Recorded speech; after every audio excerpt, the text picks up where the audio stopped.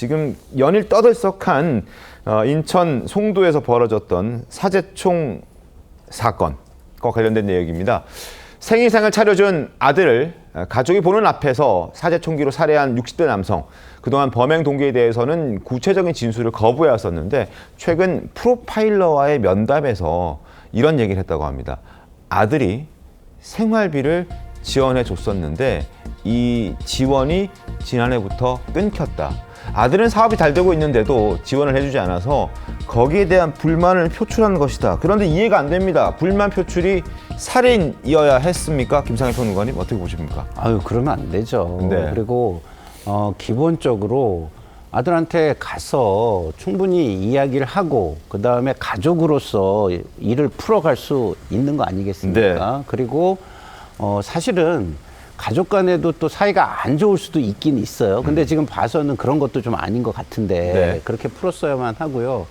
어떻게 뭐 본인이 경제적으로 좀 어려워진다고 해가지고 다른 사람의 생명을 끊는 그런 거를 할 수가 있습니까? 그래서는 안 되는 것이죠. 더더군다나 가족의 그 사이에서 이런 일이 일어나면 사회적으로 이것을 지켜보는 사람들 사이에서도 이런 부분이 굉장히 혼란스러워지잖아요. 그러면 그 부분도 사회의 어떤 질서를 깨는 효과가 굉장히 크기 때문에 은연중에 크기 때문에 굉장히 이런 일이 있어서는 안 되는 일이고 이 부분에 대해서는요.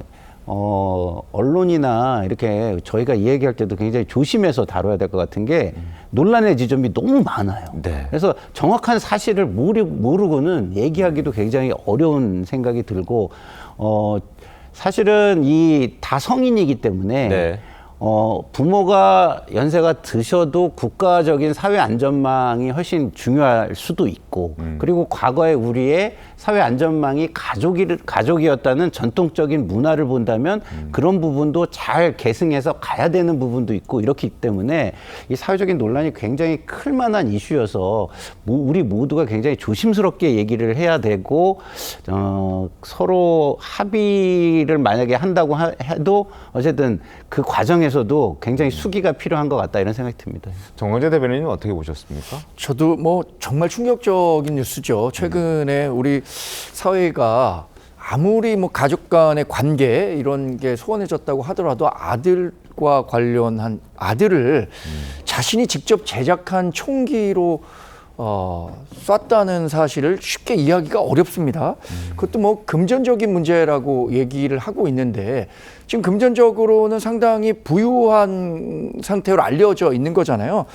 이 범죄의 동기를 흔히 얘기할 때 원한 관계 또는 금전 문제, 치정 이런 걸 얘기하는데 네. 저는 지금 프로파일러들이 얘기하는 것에 상당한 믿음을 갖고 있습니다. 어떤 네. 얘기를 하고 있냐면 부인은 굉장히 성공했다는 거 아니잖아요. 성공했다는 거잖아요. 본인은 조금 어려운 상황인데 부인이 가장 아끼는 상대를 대상으로 범죄를 하는 것이 그 네. 사람에 대한 복수? 뭐 이런 거라고 생각했을 가능성이 높다고 많은 프로파일러들이 분석을 하고 있는데 네. 이런 범죄가 다시 있어서는 안 되고 또 하나 제도적으로 지금 유튜브 상에서 총기 제작과 관련한 영상들이 범람하고 있다는 거잖아요. 맞습니다. 우리나라는 그동안 총기 안전지대로 알려져 있었는데 유튜브를 통해서 누구나 손쉽게 저런 살상 도구를 만들 수 있다면 강력하게 규제해야죠.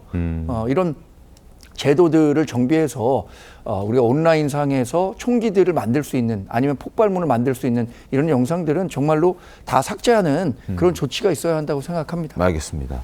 자, 가해자는 어쨌든 생활비가 지원되지 않았기 때문에 이런 선택을 불만을 표출한 것이다라고 주장하고 있는 반면에 유족 측의 입장은 다릅니다. 이경민 변호사님, 유족 측 입장은 어때요? 그렇습니다. 유족 측에서는 뭐 착오로 이제서 지원이 되지 않은 부분도 있긴 있었지만 네. 그래도 이제 뭐 경제적인 지원과 관련해서는 사실은 이제 계속해서 지원을 해왔던 부분들이 있다 보니까 그래서 뭐 이런 금전적인 부분은 이제 지금 피해 의자의 주장하고 유족 측의 주장은 완전히 엇갈리는 상황이거든요. 그래서 그러다 보니까 지금 이 피해 의자의 진술에는 의존하지 말고 네. 의존하지 않고 이제 수사기관에서는 이제 계좌 자체를 이제 압수수색해서 전부 다 이제 통틀어서 보겠다라고 하니까 앞으로 조사를 통해서 아마 범행 동기가 뭐였는지 좀 추가적으로 좀 밝혀질 것 같습니다. 그리고 또 엇갈리고 있는 내용이 뭐냐면 가해자는 아들만 죽이려고 했다라는 부분이고 유족 측에서는 저희가 4.85도 준비를 해드렸는데 아들만 죽이려고 했던 것이 아니라 거기 있는 모든 사람을 다 죽이려고 했었다 이렇게 주장하고 서로 부딪히고 있거든요. 이건 어떻게 좀 봐야 됩니까? 그렇죠.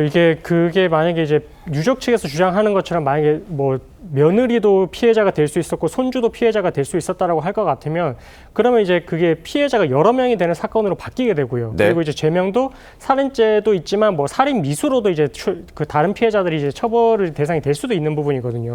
그래서 가해자에 대해서 뭐 이런 부분들은 본인의 진술은 뭐 아들만 죽였다 이렇게 이야기를 하고 있지만 나머지 이제 유족 측의 진술에 비춰봤을 때는 다른 사람도 이제 범행의 대상으로 삼았을 수 있고 거기서 나아가서 이제 뭐 문을 그때 당시 이제 부수려고 했는데 문이 부서지지 않았고 총기가 이제 발사가 되지 않다 보니까 이제 범행이 발생을 하지 않았다라고 할 것 같으면 그런 부분들은 이제 미수로 볼 수 있는 사건이거든요. 그래서 그런 것들은 아마 제명에 있어서도 살인 미수가 추가가 될 수 있는 그런 상황이다라고 볼 수 있을 것 같습니다. 알겠습니다.